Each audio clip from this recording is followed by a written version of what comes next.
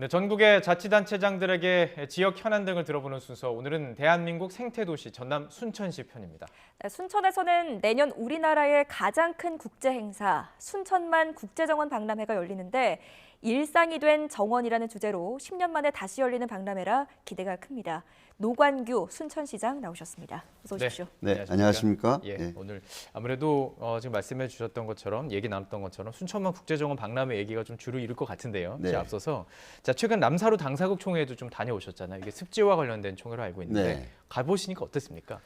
저는 그 순천이 이렇게 유명한 도시인 줄을 거기가 실감을 했습니다. 예. 사실은 저희들이 이제 그 세계 습지 도시들 네트워크 초대 우리가 의장이거든요. 예. 그렇게 가는데 국제적인 교류도 이제는 국가 간의 연대도 하지만 네. 이제는 너무 무겁잖아요. 국가가 움직이기는. 그렇죠. 예. 지자체 간의 교류가 굉장히 중요해졌고 예. 순천이 전봇대를 뽑고 이렇게 하는 것들이 세계적으로 그렇게 많이 알려진 줄을 처음 아 알았습니다. 그래요? 예. 네. 예. 네.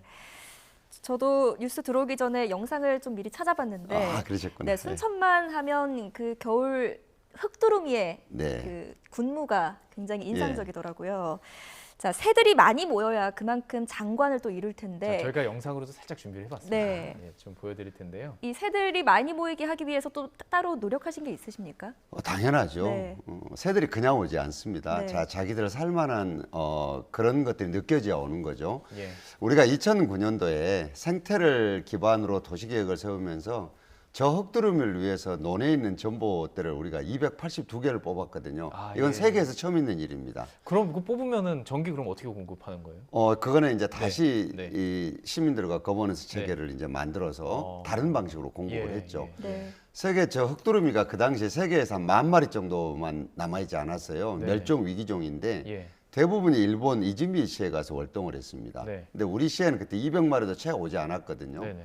근데 이 전봇대를 보고 제가 깜짝 놀란 게 순간적으로 두루미들이 갑작스레 확 늘어나는 거예요. 아 그래요? 예. 이게 자연이 먼저 아는 겁니다. 예. 그리고 관광객 숫자도 갑작스럽게 한 15만 오던 게 한 예. 300만 정도로 늘어났거든요. 네네. 그리고 우리가 그때 전봇대를 뽑으면서 이랬어요. 야, 혹시 일본에 무슨 일이 생기면 우리한테로 피난 오는 거 아니냐 그랬는데 정확하게 14년 만에 예. 이번에 일본 세계 두루미의 최대 월등지 이즈미시가 AI로 큰 문제가 생기니까 예. 그 흑두루미가 순천만으로 피난을 와서 올겨울에는 10,000마리가 넘는 두루미들이 반 마리가요? 예. 순천만에 머물렀습니다. 세계 두루미의 3분의 2가 예. 흑두루미의 3분의 2가 순천만에서 예. 피난을 한 거죠 이번에. 아, 그렇군요. 이게 보면 그 외국에는 버딩이라고 해서 이 새를 보러 다니는 게 아주 취미인 사람들이 있더라고요. 이제 최고의 레저입니다. 그게. 그러니까요. 예. 이 흑두루미를 보기 위해서 순천만으로 올 것도 같은데 지금 AI 말씀하시잖아요. 네. 조립 훈련자. 지금 요즘에 다시 유행하고 있어요. 좀 빨라진 상황이기 때문에 좀 걱정도 되거든요. 좀 아무래도 방역 대책 같은 것도 세우고 그렇습니다. 예. 순천만은 예전부터 상당히 체계적인 체제를 갖추고 있습니다. 네. 물론 이 흑두루미나 철새들을 위해서 예. 여러 가지 이제 탐방로도 정비를 했지만 또 굉장히 통제도 많이 합니다. 네.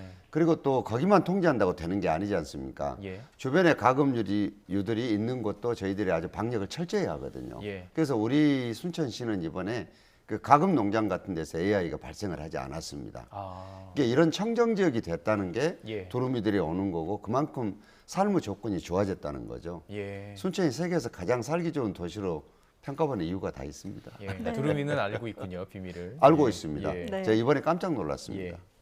자, 또 순천시가 당면한 문제로 경전선 전철화 사업을 또 꼽을 네. 수가 있겠습니다. 이게 지금 어떤 사업인 건가요? 이 굉장히 속상한 일인데요. 네.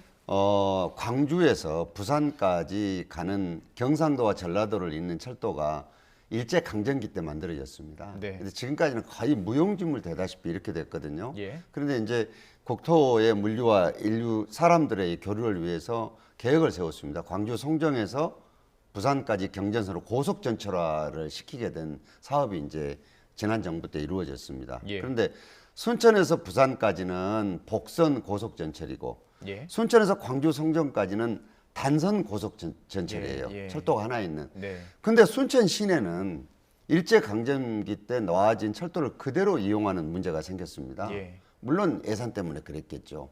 그러니까 이거는 결국 물류 이동과 사람의 이동으로 지역 균형 발전을 꾀하자고 그랬는데 네. 고속 전철을 만들면서 오히려 한 도시를 완전히 망쳐버리는 결과가 생기니까 예. 시민들이 반발할 수밖에 없고 예. 저도 자치단체 장으로서 이거를 수용할 수가 없는 거죠. 네. 그래서 다행히 지금 국토부와 예.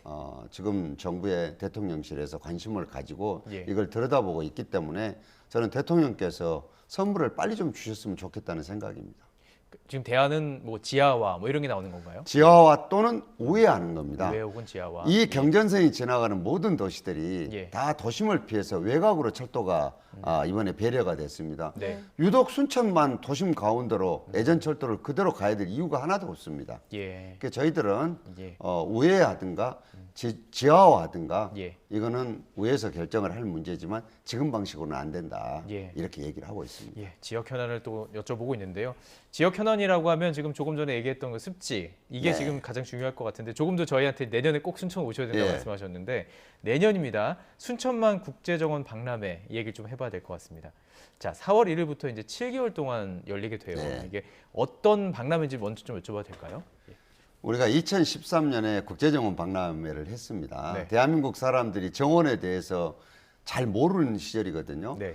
바로 이 순천만 습지를 보존하고 도시 팽창을 막아내기 위해서 저희들 시가 이제 그림 소위 에코벨트 개념으로 이제 정원 박람회를 했거든요. 네. 그때도 대한민국 국민들 거의 1,000만 명이 다녀가셨습니다. 1,000만 명이요. 예. 네. 네. 그리고 이것이 대한민국 도시들의 새로운 모습을 바꾸게 됩니다. 도시계획을 이제 네.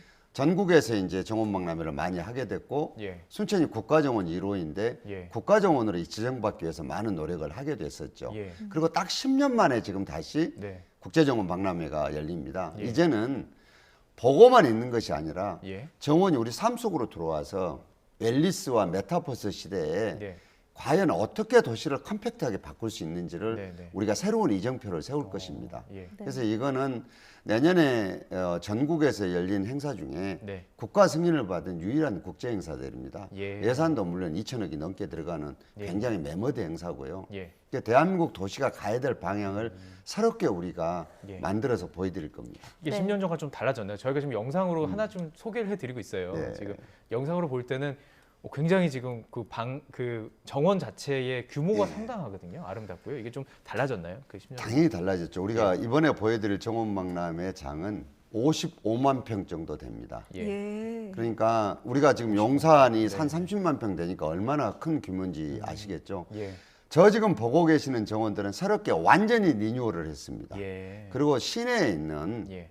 우리가 재시설로 쓰는 저류 시설들이 어떻게 정원으로 바뀌어서 예. 사람들에게 행복을 주는지, 예. 그리고 우리가 차가 중심으로 됐던 이 아스팔트 도로가 어떻게 정원으로 변해서 우리에게 정원으로 예. 이 삶의 질을 높이기 위해서 오게 되는지, 예. 예. 그리고 그동안에 단순하게 농사짓기 위한 보를 만들어서 물만 공급했던 시내를 흐르는 천들이 예. 어떻게 배가 다니면서 새로운 형태의 행복을 주게 되는지, 네. 사실은 모든 게 다 킬러 콘텐츠입니다. 네. 지금. 예. 네. 아, 가보고 싶네요. 박람회가 열리게 된다면 정말 수많은 관광객들이 예. 찾게 되실 텐데 그분들께 또 이것만큼은 또 놓치지 말고 보고 가셨으면 좋겠다 이런 것들이 있습니까? 많이 있는데 다 똑같은데요. 네. 예. 이거를 꼭 고르라 그러니까 제가 예. 조금 네. 그러네. 네. 정원에서 우리는 최초로 이번에 네. 가든 스테이를 합니다. 정원은 보는 곳이지 사람이 머무르면서 네. 정원 문화를 즐기는 게 세계에도 없습니다. 그러니까 숙박을 할 수 있다는. 그렇습니다. 예. 예. 선택된 분들만 하시게 되겠지만 아, 그 홈페이지에 네. 들어가서 이렇게 빨리 그렇습니다. 예약을 해야. 예. 예. 그리고 정원에 있는 우리가 호수 정원에서 이제 우리 순천시를 가로지르는 천이 동천이라는 천이 있습니다. 예. 굉장히 잔잔하고 아름다운 천입니다. 여기가 주변에 완전히 꽃 대골로 만들어지는 거죠. 그거를 예, 이제 예. 배를 타고 시내 중심부를 거슬러 올라갈 수가 있게 됩니다. 예. 그리고 지금 얼마나 건강에 신경을 많이 쓰는 시대입니까? 네.